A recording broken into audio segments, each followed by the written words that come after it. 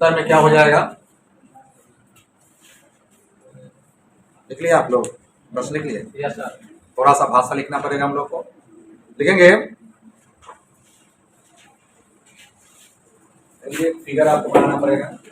देखेंगे, समझिए यहाँ पर भाषा लिखवा देते हैं। सबसे पहले क्या करेंगे, गॉस का नियम कहां पे काम करता है?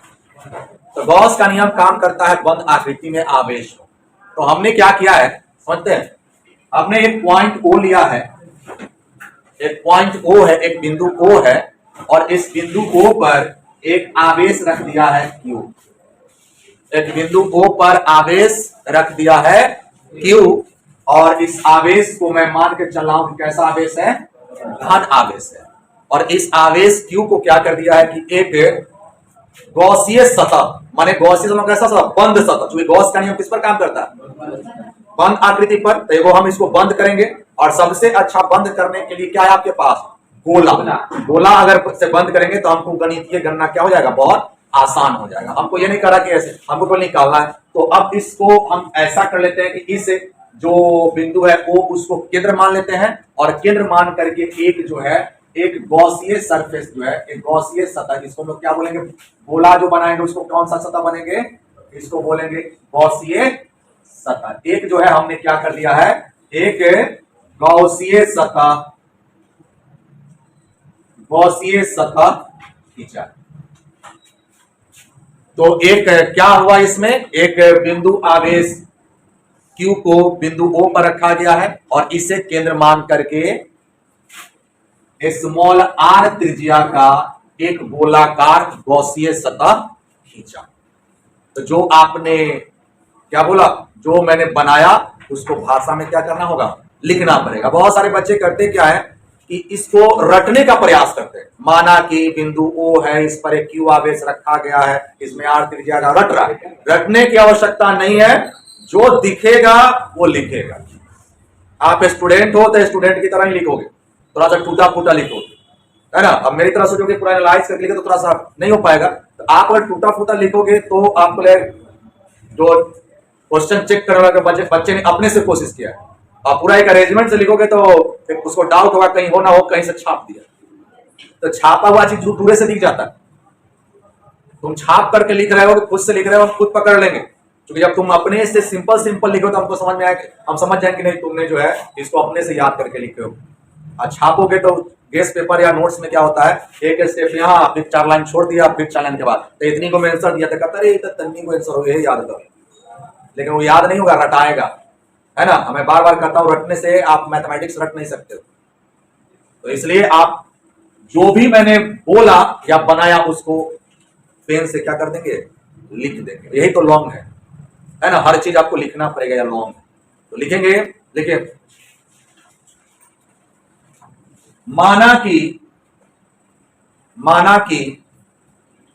एक बिंदु आवेश, माना कि एक बिंदु आवेश Q, माना कि एक बिंदु आवेश Q बिंदु O पर स्थित है,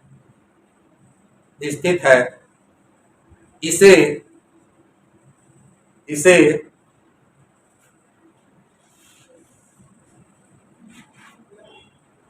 इस बिंदु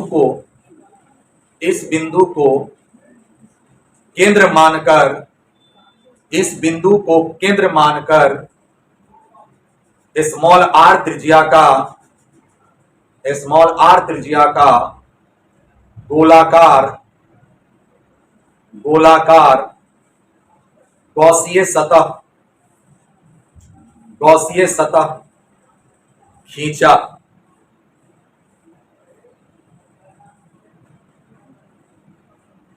गॉसीय सतह खींचा तो एक गॉसीय सतह पाता है।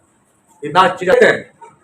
अब ये जरा समझिए कि ये बल्ब है बीचों बीच लगा, और ये दीवार है। तो बताइए, इस बल्ब का रोशनी जो है दीवार के हर पोर्शन पर एक बराबर गिरेगा कि अलग अलग गिरेगा?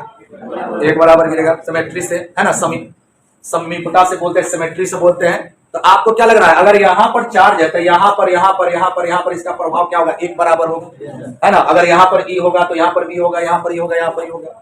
यानी कि यहाँ पर बल्ब है तो यहाँ पर अगर फोड़ेंगे तो उतना ही रोशनी निकलेगा, यहाँ पर फोड़ेंगे उतना ही क्षेत्र पर उतना ही रोशनी निकलेगा। हमारे पास करने वालों लाइन की संख्या क्या होगा, बराबर होगा। ठीक है, तो अब आगे क्या करने वाले सो जरा देखेंगे। अब यहाँ पर एक बिंदु ले लेते हैं P, है ना, पॉइंट कर दिए, फोड़े के दागी लगा दिए। अब दागी लगाकर क्या करेंगे, उसमें होल करेंगे। तो होल करिए, छिद्र करिएगा, ये छिद्र करिएगा तो इस छिद्र, छोटा सा छिद्र है, इसको क्या बोलेंगे, टीएस बोलेंगे। क्लियर है। और इसके बाद इसका जो मुंह होगा वो किधर की ओर होगा, इसी तरफ ना होगा। और इसका जो लाइट होगा या विद्युत क्षेत्रता का जो दिशा होगा वो भी तो उसी तरफ होगा। तो बताइए ये किस तरफ हो जाएगा, बताइए इस तरफ। क्या बोल सकते हैं इसको, ई। क्लियर। अच्छा, यहां फोड़िएगा तो दोनों एक ही तरफ होगा, यहां फोड़िएगा तो एक ही, माने जहां से फोड़िएगा उधर से ही लाइट निकलना शुरू हो जाएगा। अगर पूरा को फोड़ देंगे तो पूरे से लाइट निकलेगा, है ना। अब पूरे से जब लाइट निकलेगा, है ना, यानी कि लाइट को हम यहाँ पर इलेक्ट्रिक फोर्स मान रहे हैं, तो पूरे से जब लाइट निकलेगा तो हम कह सकते हैं ना कि भाई जो है पास करने वाला लाइट की संख्या क्या हो जाएगा, तो इस फ्लक्स निकाल लेंगे। ठीक है, तो थोड़ा सा अगर लंबा करेंगे तो अल्पांश पर निकाल के जोड़ के काम करेंगे, और थोड़ा सा सीधा सीधा करेंगे डायरेक्ट लिख देंगे। तो हम लोग प्रोसेस बाय चूंकि लॉन्ग में लिखना है तो हमको थोड़ा सा लगना चाहिए लॉन्ग लाइक लिखा हुआ है आंसर। ऐसे तो हम चाहे तो 2 लाइन में इसका आंसर कंप्लीट कर सकते हैं, लेकिन 2 लाइन में नंबर नहीं मिलेगा, है ना, नंबर भी उठाना है, भाषा लिखना है। तो सतह के कैसा क्षेत्र से निकालेंगे, पहले अल्पांश, गॉसियन सतह के अल्पांश क्षेत्र, अल्पांश क्षेत्र को क्या बोलते हैं आप, डीएस से जुड़ा विद्युत फ्लक्स।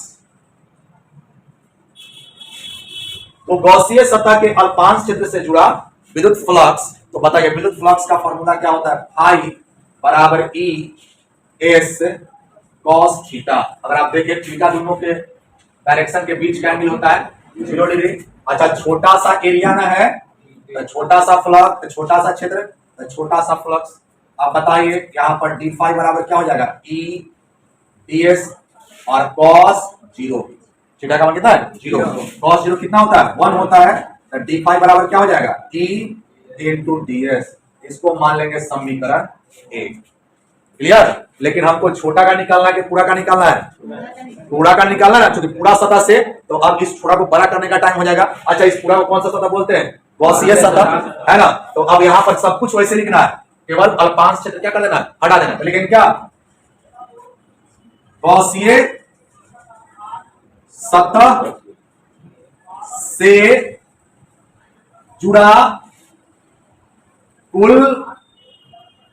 विद्युत फ्लक्स, गॉसियन सतह से जुड़ा कुल विद्युत फ्लक्स क्या होगा भाई, तो कुल विद्युत फ्लक्स हो जाएगा फाई, क्योंकि गॉसियन सतह बड़ा है तो फ्लक्स भी बड़ा होगा। और यह कब होगा, जब हम छोटा छोटा क्या करेंगे, जोड़ेंगे। तो छोटा फ्लक्स का क्या नाम है, डी फाई। आई इसको जोड़ेंगे तो कैसे चिन्ह निकाल के बताइए, इंटीग्रेशन का। अच्छा, ये कैसा आकृति है, बंद आकृति ना है। तो हम यहाँ पर मैंने बताया था एक गोल रिंग टाइप का बना देंगे, जो बोलेगा कि भाई ये कैसा सतह का है, बंद सतह का। अब आप इसके जगह पर यह डाल सकते हैं, है ना। तो यह डालिएगा तो क्या हो जाएगा बताइए, ई इंटू डीएस का इंटीग्रेशन। अच्छा, ये तो जोड़ने वाला मशीन है ना। इंटीग्रेशन कैसा मशीन होता है, जोड़ने वाला। किसको जोड़ता है, जो छोट का, तो छोट कौन है, डीएस ना है। ये तो ऑलरेडी बड़ा है, तो बड़ा है तो वह सीधे निकल जाएगा बाहर। और इंटीग्रेशन किसका हो जाएगा बताइए, डीएस का, है ना। छोटा छोटा एस जब जुड़ेगा तब बड़ा बन जाएगा, और बड़ा जब बन जाएगा तो क्या हो जाएगा बताइए, ई इंटू एस। क्लियर है। अब ई तो रहने दीजिए, और एस, ये अगर आप रहने देते हैं एस, एस मतलब क्या, पूरा गोला का क्षेत्रफल। अब पूरा गोला का क्षेत्रफल कितना होता है, 4 पाई आर स्क्वायर। तो यहां लिख सकते हैं कितना, 4 पाई आर स्क्वायर। क्लियर है, ये 4 पाई आर स्क्वायर हो जाएगा। यानी क्या निकाला, क्या निकाला मैंने यहां पर मैंने आपके लिए निकाला कि यहां पर मैंने आपसे निकाला क्या, कि फाई बराबर क्या हो गया, e into 4 pi r square. इसको मान सकते हैं समीकरण। क्यों, क्योंकि ध्यान दीजिएगा गॉस के नियम में पहले को क्या निकालना है, फाई। अभी मैंने इतना करे किसका मान निकालना है, फाई का। इसके बाद किसको निकालना होगा, क्यू इन का, तब ना गॉस का नियम काम करेगा। अब जरा एक नंबर हो गया है। अब इसके बाद आगे जरा देख लीजिए, एक नंबर के बाद वो ये, अब यह हमको लगाना है कि गॉसियन सतह का फ्लक्स किसको निर्भर करता है, अंदर के आवेश पर, है ना। तो बताइए गॉसियन सतह, गॉसियन सतह के, गॉसियन सतह के अंदर का कुल आवेश, तो बताइए गॉसियन सतह के अंदर का कुल आवेश, इसके सतह का अंदर का कुल आवेश का सूचक याद है, सूचक क्या होता है, Q मतलब आवेश और इन मतलब अंदर, क्या सूचक है। अच्छा अंदर में कितना आवेश है भाई, तो Q ना है, तो यह हो जाएगा क्या, यह मान लेंगे समीकरण 2। अब बताइए समीकरण हमको फाई मिल गया, Q इन मिल गया। अब हम गॉस का नियम हमको पता है ना, तो लिखना पड़ेगा किससे, गॉस के नियम से। तो नीचे से लिखना पड़ेगा क्या, गाउस के नियम से। अब गाउस का नियम क्या कहता है बताइए, गाउस का नियम कहता है कि फाई बराबर होता है Q इन बटा में एप्सिलॉन। क्लियर। अब आपको Q इन का मान पता है और एप्सिलॉन 0 का भी मान पता है। आप समीकरण 1 और 2 का इस्तेमाल कर सकते हैं और करके क्या कर सकते हैं, वैल्यू को पुट कर सकते हैं, डाल सकते हैं, तो यहाँ के बाद हमको कुछ और मिले। तो अब ध्यान देते हैं, गॉस का नियम का इस्तेमाल करना है। गॉस के नियम से, गॉस का नियम क्या है, फाई बराबर Q इन बटा एप्सिलॉन। समीकरण 1 और 2 से वैल्यू डाल देंगे। तो इस्तेमाल करिए किसका, समीकरण 1 और 2 से। 1 और 2 को डालिएगा तब फाई का मान कितना है बताइए, E इंटू 4 पाई R स्क्वायर, और फिर बराबर है तो बराबर डाल देंगे। Q इन मतलब अंदर का आवेश कितना है Q, और नीचे में क्या हो जाएगा बताइए, एप्सिलॉन। यहां से हमको E मिल जाएगा, E तो यह ऊपर से कहा जाएगा नीचे तक, Q बट्टा में 4 pi epsilon not R square. ये भी एक फॉर्मूला आपको मिलेगा। अब सुनते हैं, यह भी एक प्रश्न का आंसर हो सकता है, और वह प्रश्न क्या होगा वो जरा देखें।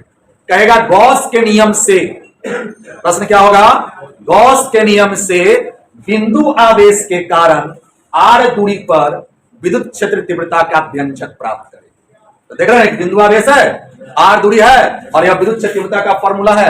अगर ऐसा क्वेश्चन रहता तब पूरा का पूरा जो है हम क्या करते हैं, सब कुछ लिखते हुए यहां तक पहुंच जाते, तो आंसर मेरा है ना। ये बिल्कुल ऐसे ही हो गया। समझ लो कि बरौनी से गाड़ी खुली थी और हमको कहा कि भाई आपको सोनपुर स्टेशन पहुंचना है ना, तो बीच में हाजीपुर स्टेशन भी है।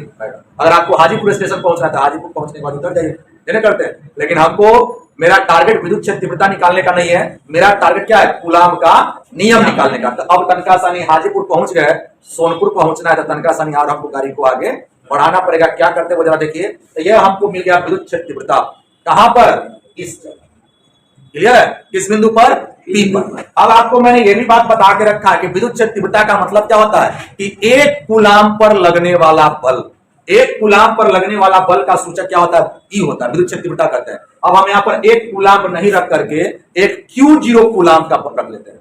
कितना रख दिया बताइए यहाँ पर, Q0। तो अगर किस बिंदु पर, तो लिखना होगा इसके बाद जो मैंने किया, क्या किया मैंने यहाँ पर, तो मैंने किया क्या कि वो जरा लिखते हैं, और वह क्या हो जाएगा, बिंदु किस पर, बिंदु P पर Q0 आवेश को रखने पर, बिंदु P पर Q0 आवेश को रखने पर अनुभव किया गया विद्युत बल, कितना विद्युत बल अनुभव करेगा। तो मैंने बोला कि E का मतलब क्या होता है, एक कूलाम पर का बल। तो यहां पर कितना कूलाम रखे हैं, Q0 कूलाम।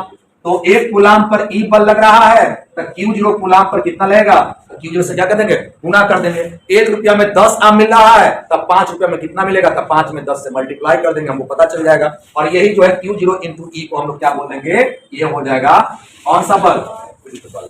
अब आपको क्या करना है पता है ना, E का मान तैयार है यहाँ पर, है ना। इसको मैं E को मान लेता हूं समीकरण 3। तो आप लिख सकते हैं इस चीज से, समीकरण 3 से E का मान रखने पर, देखिए जो भी करना है ना वो लिखना है। लॉन्ग का मतलब ही होता है जे करा से लिख रहा लॉन्ग हो गए, क्लियर। अना तो ऐसे ही बोल देते हैं, लिख देते हैं तो थोड़ा शॉर्ट हो जाता। तो लॉन्ग में चूंकि एक कोशिश करना है कि एक पेज मेरा कम से कम एक पेज भर जाए, तो कुछ ना कुछ तो उसमें काम करना पड़ेगा। तो यहां पर हमने जो किया वो लिख दिया। अब ई का मान डाल क्या हो जाएगा, एफ बराबर बताइए क्यू जीरो को कुछ नहीं करना है, और ई का मान क्या है क्यू आप बटा में 4 pi epsilon not R S.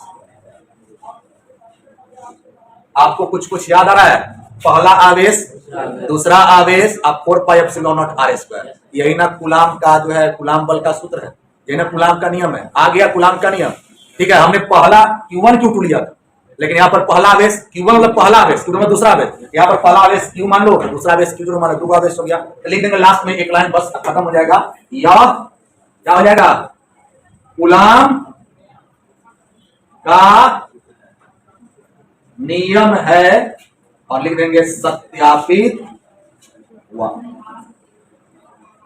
आप इतना लिखो, 5 में 5 देगा।